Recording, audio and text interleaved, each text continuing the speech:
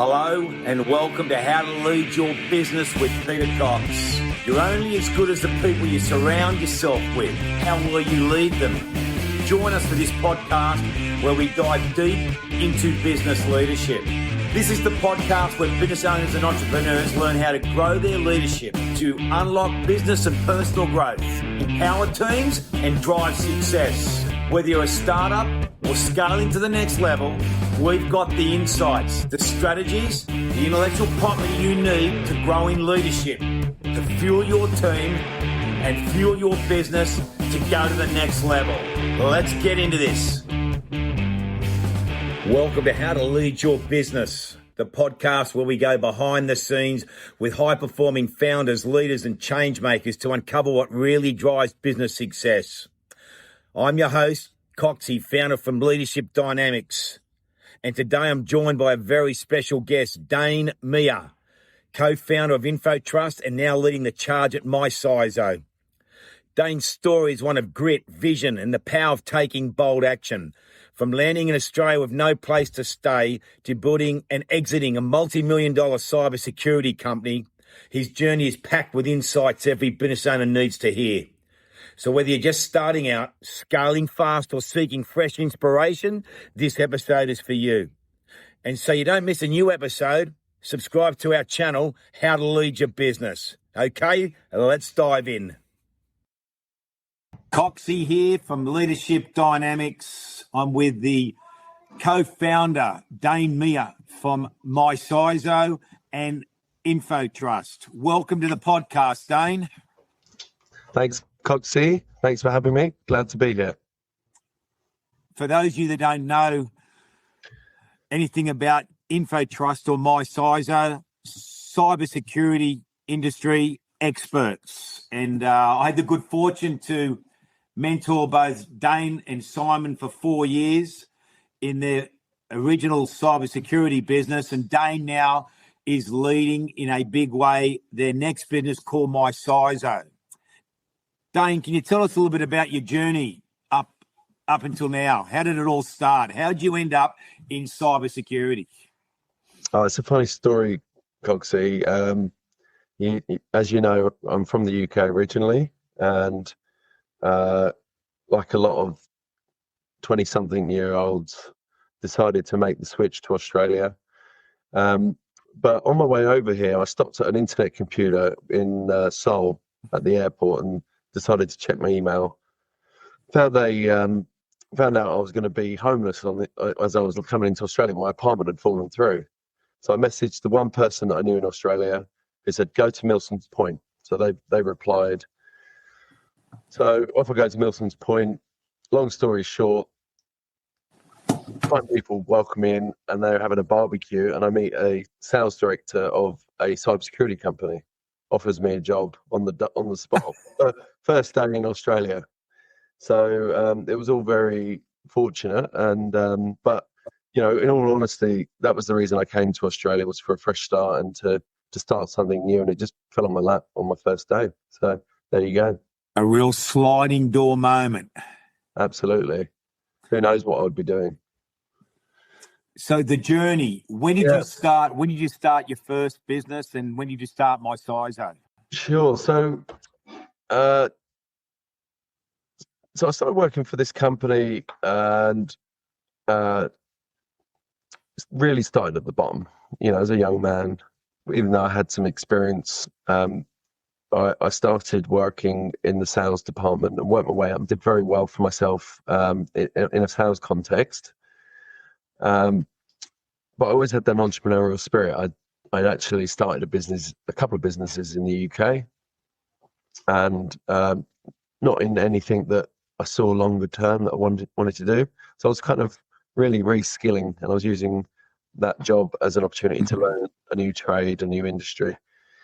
And during my time with that initial company, I did spend 7 years there, and they actually got acquired by a much larger company called Symantec. A lot of people may have heard of that company. I call it my MBA, my mini MBA, because I learned about sales and support, building teams, even collections and finance, how to measure software businesses. And as I was coming towards the sort of 5 or 6 year mark, I could see a lot of gaps emerging in this sector around sort of 2014 era. And I actually approached the managing director of Symantec and said, look, I'm seeing some trends here. I'm seeing some gaps in your business model, and it's resulting in some unhappy customers. They were about to make the whole team redundant, the cloud business unit. I said, look, it's going to get a lot worse, right? Once that team's gone, how about I build this team for my own business, and we become your weapon, channel partner, keeping customers happy, driving more business, not losing business. And he basically said, where do I sign up? I'm in, which was exactly the kind of encouragement that I needed. So, again, another sliding doors moment. I then approached Simon and said, hey, Simon, I've got this opportunity. I think it's a big one. And why I did that? Why didn't I just go out on my own? I think I could see that for all of my strengths, resilience, entrepreneurial spirit, Simon had a different set of strengths that were actually quite complementary. It turns out that was quite that was very good in terms of my ability to see that and kind of the self-assess, my strengths and also my weaknesses. Simon said, look, can I come back to you? And he called me back about half an hour later and said, I'm in. So we collectively finished working for Symantec on the Friday. We started the business, this new business, InfoTrust, on the Monday morning. After 7 successful years, I think we worked through the weekend as well. Not a single break, you know how it is. And it's been a relentless but fun journey ever since. How old were you? When you started InfoTrust? I was 29. Okay, 29. So 13 years ago, you started the journey. 41 now. Thanks, Coxie. I was going to and InfoTrust got acquired by a bigger organisation, and you are now leading MyCISO. Yeah. So as we started my InfoTrust, we could see our value proposition resonated. Like within a year, we had acquired 100 customers. 3 years, 300 customers, and we had a decent amount of revenue in that business from really day one almost. But building a software resale business wasn't where my passion was. It was about developing a product, innovating, doing something truly unique. And it was actually quite close to the origin of InfoTrust, where the idea came around building the MyCISO platform. And as we started to scale up our number of customers, we were hearing a lot of customers saying, "Look, we want to make sure we're protected against ransomware, or how do we know we're secure against the latest threats?" And I'd learned actually there's a proven methodology behind that, and it's complying to a framework like NIST or ISO 27001, Australian Essential 8, and there's hundreds of different frameworks. I also realized that most businesses didn't love the idea of spending $30,000, $40,000, $50,000 on consultants to come in, write a report, and send you a PDF document. And I thought, well, can we SaaSify this? Can we turn it into a software approach where it's much more cost effective, but then once you've done your initial assessment, you've got a mechanism to track your security program. And we meet, dozens of smaller businesses, 10, 20 staff who are starting to be asked by their customers, are you secure? We really built MyCISO, and that was the original use case, is to address those needs, right? So where they don't want to spend $30,000 or $40,000 on consulting, where they can use our platform and our service. So we have like a service layer in order to achieve that security compliance. And MyCISO, is that filling a gap in the market as well? That's like a very unique niche, what you've created. Yeah, 100%. So, so blending the two stories here, but that was the big idea in 2015 for my FISO. We chewed on it, we marinated the idea for a little while, and we realized, you know what, we need someone that knows frameworks, we need someone that knows security strategy inside out to help us build this. And 2017, we met that person. Fantastic operator, very entrepreneurial fella, who was going to lead our consulting practice at InfoTrust and build my CyZone platform. And it was about the time I met you, Coxie, actually. You were saying, Dane, that's a remarkable idea. Right? You got to grab it with both hands. And to your credit, Coxie, you said something which was turned out to be sage advice, and we were a bit slow to act on it, if you remember. But you said, look, boys, divide and conquer. Right, one of you take my CyZone, the other one run InfoTrust. Yep. Now, as you know, any scaling business, you don't have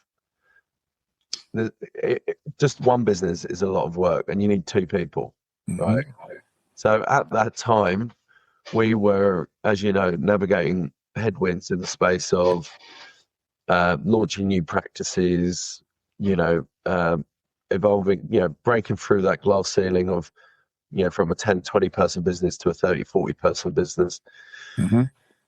And, a few other headwinds as well at the time with, changes to our partner ecosystem and the likes. So we didn't take your advice, but the lesson that came from that, apart from always taking Cox's advice, was the lesson that we had was when you spread yourself too thin, you end up getting average results.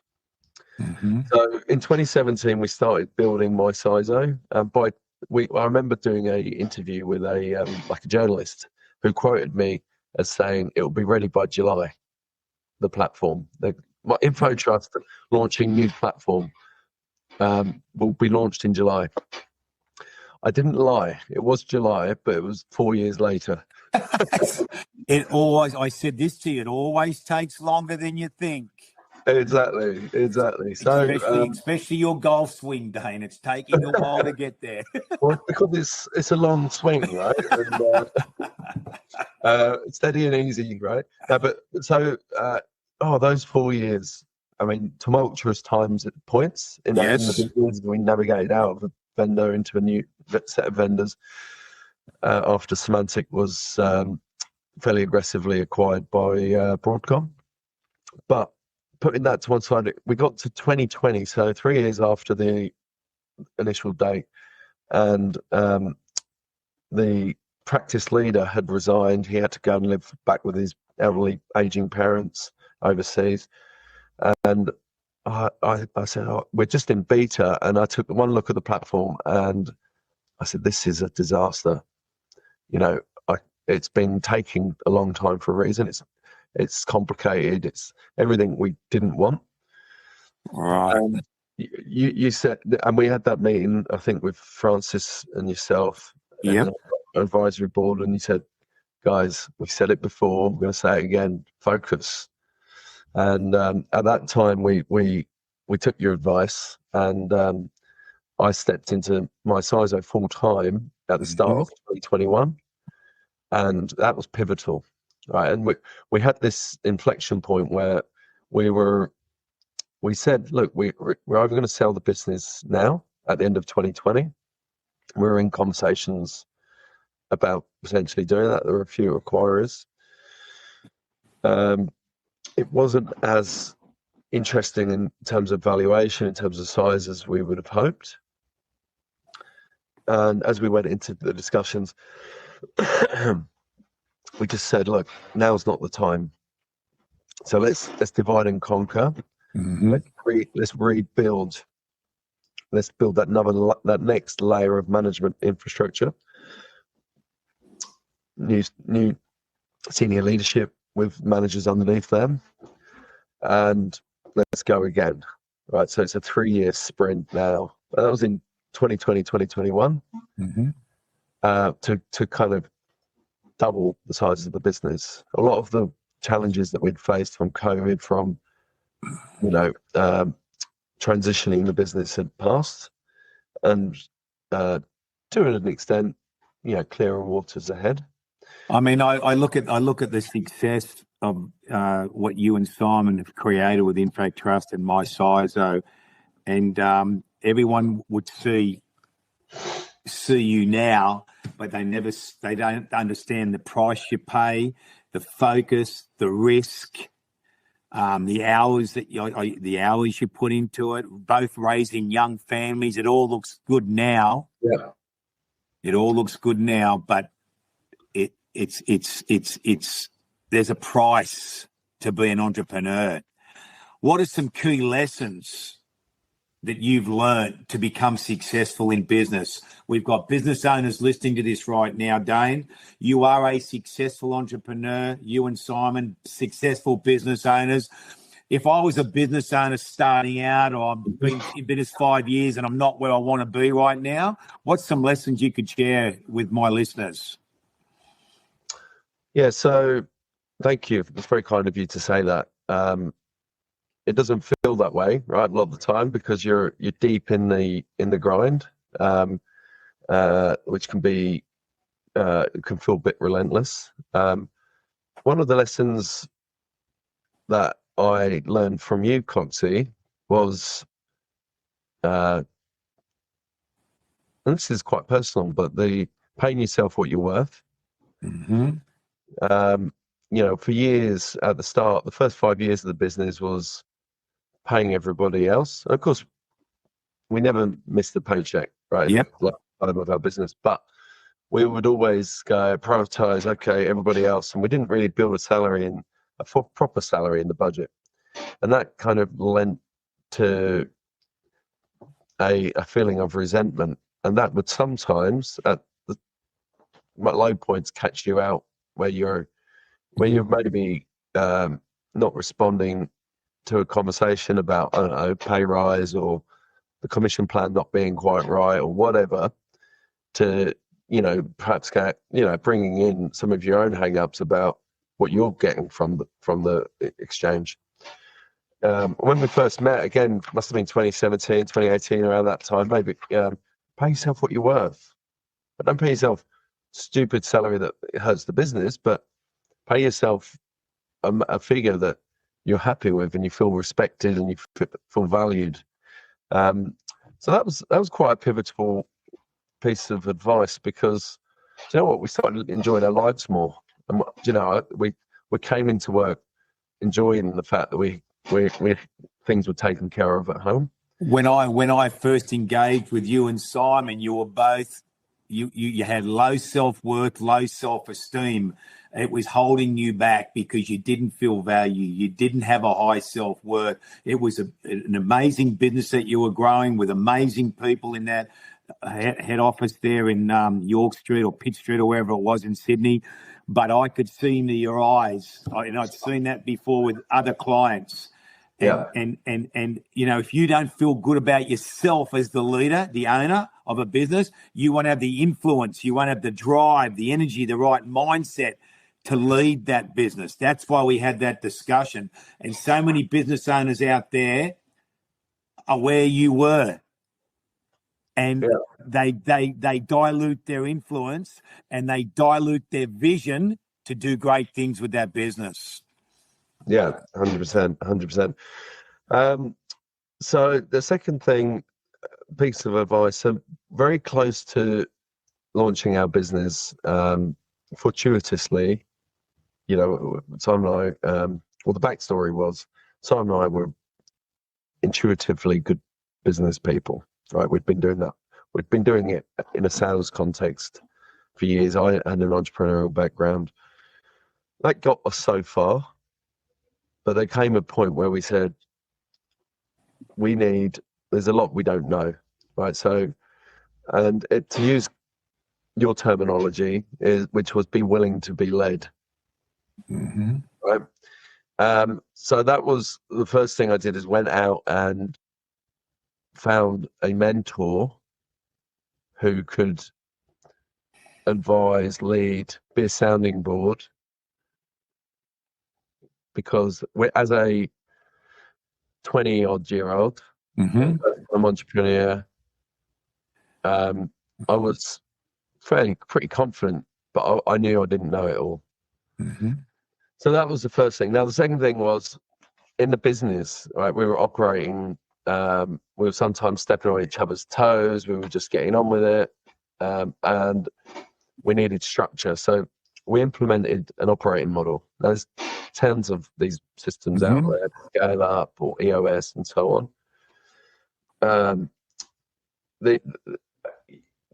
Whichever framework you use, that brought immediate clarity, right, to us. We implemented it's actually a Hubbard system back in the day, which we transitioned over a number of years to a slightly different model. That brought organization, it brought structure, it brought policy and procedure. These are all important things in business, right? So that people know what they're doing, they've got clarity around what their job is. And part of that is also the vision, right? Casting a vision that not only, most of the time, we had a great vision, but if it wasn't well documented and written down and bought in, right, by the business, it's just a missed opportunity, right? So I've been through it twice, right? So InfoTrust, building the vision, and what you find is once you cast that vision, that would be 1 year or 3 years or longer, you're organically, magnetically pulling towards that direction. And you go, oh, look at that. We're a year in and we've actually accomplished 8 of the 10 things. That we, ideally you're checking in on it, but even if you're not, setting goals and as a company and then aligning to the vision with individualized goals, drives you forward. Great leaders cast vision. I used to hammer you and Simon about that. Great leaders cast vision. Without vision, people perish. And I always remember doing that vision launch for you in your office there, and you both got quite emotional with some of the input that we had that day. It's because you said I was a good golfer. It was touching. No, you're dreaming there, mate. That's a dream, not a vision. But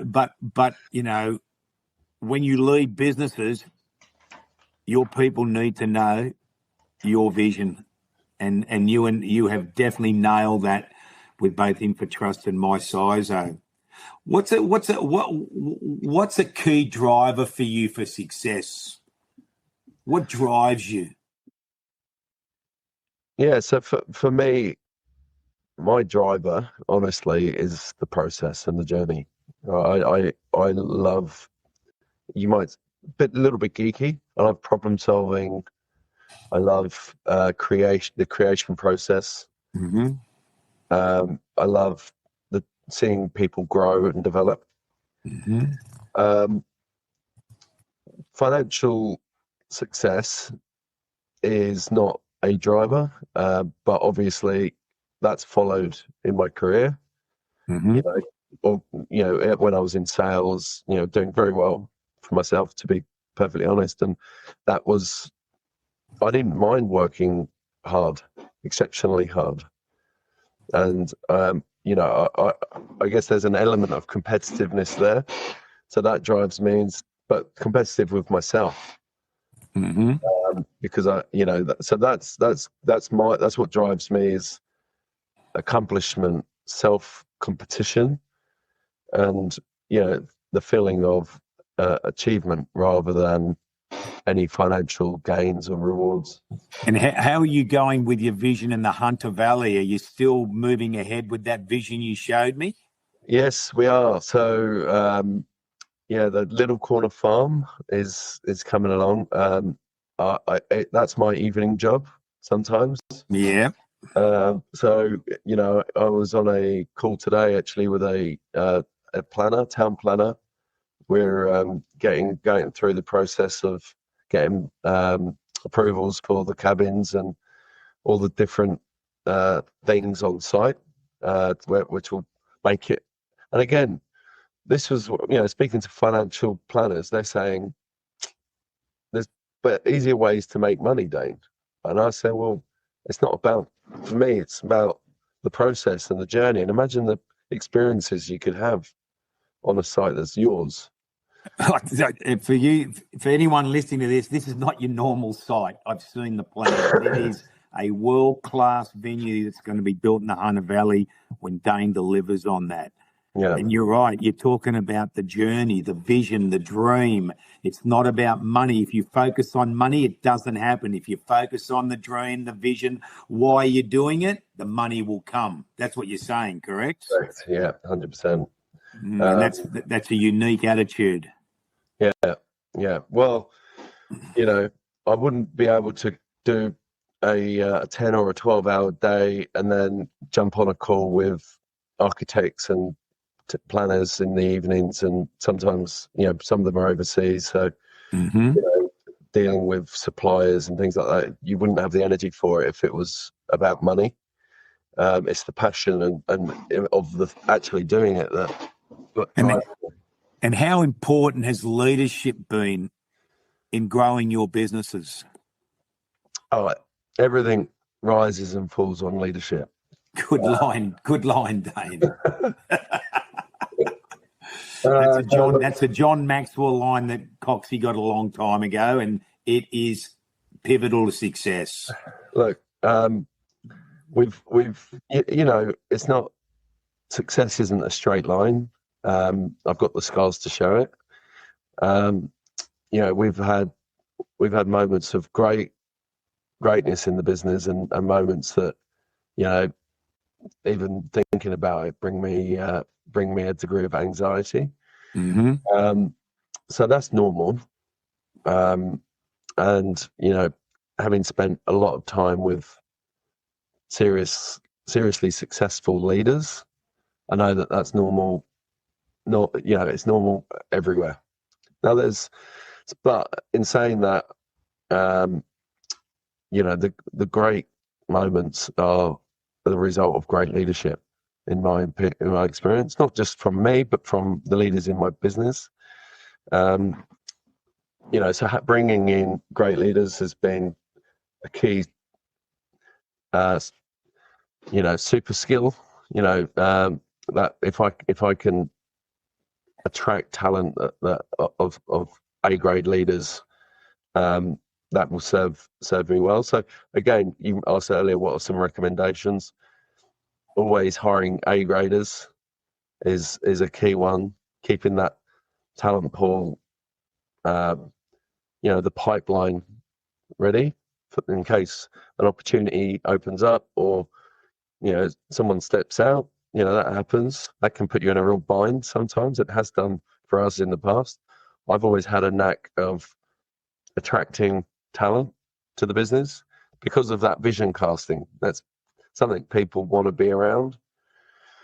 So yeah, that's kind of a key talent as well. And how important, you spoke about, as you know, I said to you on multiple occasions, you never stop recruiting A-graders. Yeah. Right? How important was personality profiling? I brought profiling into InfoTrust and my sizer. How important is understanding the power of personality profiling? Yeah, so as you know, the high choleric sanguines are a special type, right, Coxie? Particularly on the golf course. But look, the Florence Littell Personality Plus profiling system is really excellent for a couple of reasons. One, you can there's not a silly commercial model where you're paying thousands of dollars for every assessment, so it makes it super accessible. Correct. It's very simple to interpret and understand, so I find it was very helpful for interviewing. I will look at the personality profile in detail before meeting somebody. That's part of our process. Correct. Occasionally one slips through, where as in they've come through a screening with a recruitment So it equips me to ask questions in the right areas. Mm-hmm. But there's certainly, particularly for certain roles like sales or delivery, you look for certain profile types, and that makes it's part of the screening process typically. So it's been very valuable. The other useful part of it is knowing how certain profiles can be, for example, quite reactive or quite high level, not very detail oriented, and vice versa. Some personality profiles can become quite sensitive. Just knowing the personality profiles will affect how you interact with your team and how you hire your team as well. Yeah, there are no right or wrong people, but in my experience, getting the profile right to match a role or responsibility in a business is a game changer for the momentum, for the effectiveness of people in their roles. Yeah. How important is culture in growing your business? Well, look, the old saying, culture eats strategy for breakfast. My slight take on it is culture is a byproduct, right, of the environment and the people that you bring in, right? I think you can't state a culture. The culture states itself, right, based on other factors such as, the type of behavior you walk past, the standards you set, the people that are brought into the business, and how we behave.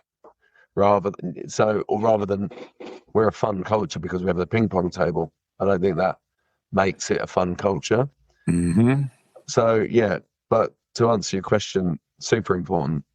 We've had times of, incredible the culture I strive for is collaborative, supportive, fun, but a focus on results, which we've in the most part been very lucky to have across the two businesses. But of course, there's been challenges to that. For example, COVID. That 2020 was a interesting year. Everyone's working from home. We had a big kind of quite a young train them up, get particularly in sales, but also on the technical side, get them trained, get them on delivery calls and so forth. But that model, that approach to training people up, coaching them one-on-one in person was challenged significantly during COVID. So we had to really rethink the types of people that we could bring into the business in order to maintain that culture with a remote context. So going back to what I was just saying, culture is a byproduct of all of those inputs, people, types of profiles and personalities being one of those. And the situation can also affect it. If you're going through some, for example, some more challenging times, that can have a negative effect on culture. So you just got to keep an eye on all of those inputs and those environmental factors as well. People ask me all the time, what is a winning team culture?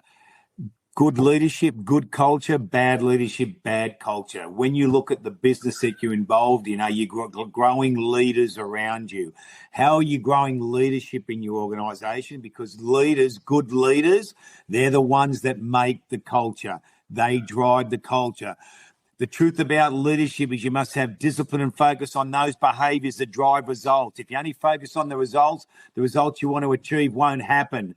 It's not about the results. It's about what behaviours do I need to grow in my business right now as the owner, the founder, the CEO, the MD, the marketing director to lead my teams better. What behaviours do I need to grow? And the better your behaviours become, the better leadership, and that's what creates a good culture. And you're absolutely right. Culture does eat strategy for breakfast.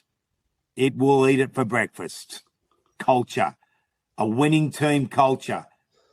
High performance culture requires deeper connections between people.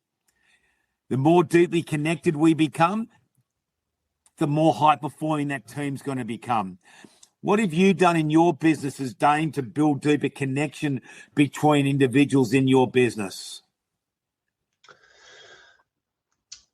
Look, I would say a variety of things across leadership teams, right the way into the business. We in my size in the past we've done obviously InfoTrust. We've had one-on-ones really is where you build intimacy. Within the teams. Spending time with your people, getting to know them on a personal level. People will only care as much as you care about them, right? Correct. And to demonstrate that you care, it goes beyond, performance reviews. Correct. Right. So spending time with your people is one aspect of it, keeping in touch on the things that are important to them. But also, rapport, understanding what they need to be successful. Having that blend of both performance-based support and personal-based support. That's in order to build deeper connections with people, that's ultimately what it boils down to. Yes, there's team events, there's bringing the team together to have into a social setting as well. But that's again, it's a bit of a blend of all of those things. In my CISO, we're a new business, right? So most people are, bar a few, will be, in their first year. The majority will be in their first 1 to 2 years. So as you're bringing in a lot of people, obviously, it takes time to kind of build that deeper connections. And there's managers now in between me and every member of team. I'm not directly managing everybody. So it's just spending time with people and making them know that you care. People don't care how much you know until they know how much you care. On my TEDx talk, Edification Changed My Life, I spoke to you and Simon about a high-performance behaviour called edification. You can promote anyone but yourself. Have you done much with edification, growing that behaviour within teams to grow deeper connection, to grow trust and unity between people by promoting others publicly, privately, empowering people to make them feel better about themselves and what they're contributing to the vision of the business? Look, for me, what we learned from you regarding edification has become a mantle of how we engage the business. I think, praising in public, edifying publicly, fundamental. We've recently promoted a general manager into chief revenue officer. Part of that process internally was making the business know what I saw and the positives and how impressive that person has been. That's edification for me. Beyond that, we have across the business, and going back to building culture, we have regular rewards and recognition across the business, right? So things that might just be part of somebody's day job, but they're doing bloody good, right? It feels nice to be appreciated sometimes, right? 100%. What gets recognized gets done. We used to talk about that. If you don't recognize it, it doesn't get done. Yeah. So lots of tactics there to recognize people, right? For good job, well done. Weekly awards, quarterly awards. We run team workshops. We have a mail out once a week to communicate clearly what's going on across the business. And there's always at least one shout out for someone who gets a cash prize. Look, these are all tactics. There's many ways that you can do this in a business. Every business is slightly different. Industries are different. norms are different across industries. That's how we're doing it. It's working pretty well. With you having been acquired with InfoTrust and now 100% focused on MyCISO, what's your vision for MyCISO? Like, as you spoke, the vision, the process is more important to you than the result of the income side, which comes anyway. What's your vision? What's driving you with MyCISO? Yeah, so there's two questions there. So I'll answer the vision one first, and then what drives me again. But during the 7 years that I was at InfoTrust as the CEO, I was meeting enterprises, SMBs, channel partners, IT companies, and small businesses, also a variety of the spectrum of business that were saying one thing, which is we need to do more with security, and I don't know where to start. Right, in varying degrees of that statement. So, when we look at other tools that are out there, traditional ways to develop a security program, it's complicated, right? And much the same. So the vision for MyCISO is much the same that one of your customers, Foxy, would use Zero, right, to run their finance, right? You run your accounts receivable, accounts payable, your tax, and your reporting. It all can be done from within the Zero platform. That's the analogy, right? That's the vision, is to have a platform called MyCISO, which Bob Tyres, we use that term, might not be traditionally a huge business. They can run a robust security program from a platform, go on an uplift journey, mitigate their key cyber risks without the need for tens of thousands of dollars to be spent on consulting. In a nutshell, is what we are aspiring to.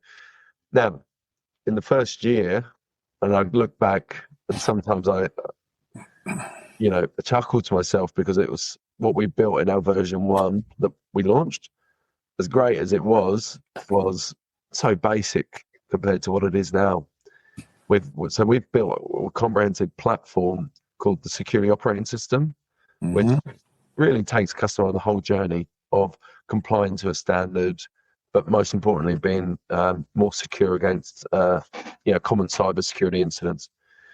That's the kind of the vision for the platform. In terms of my why, like I said, meeting tens, if not hundreds, of these companies, and I knowing that there's thousands or millions of businesses out there that don't know where to start, helping those businesses achieve security maturity with ease, that gets me up in the morning. And my brain is, from the moment I wake up and probably while I'm asleep, is ticking over in terms of how can I solve these problems.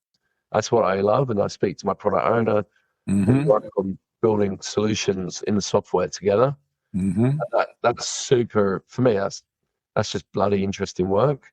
I'm not I'm doing something I love. I'm connected to the client.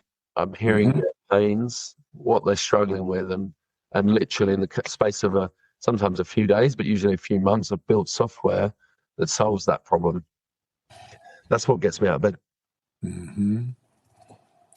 What's the biggest lesson you could provide a business who wants to grow their business? You've scaled and have exited one business and been acquired, and now you're scaling and growing another business. If I'm a business owner and I want to grow, I want to scale my business, what's the biggest lesson you could provide that business owner? Well, it boils down to go to market. I think there's many aspects. It's not one. Yeah. But when having been on the sell side, right, meeting lots of private equity, strategic buyers, etc.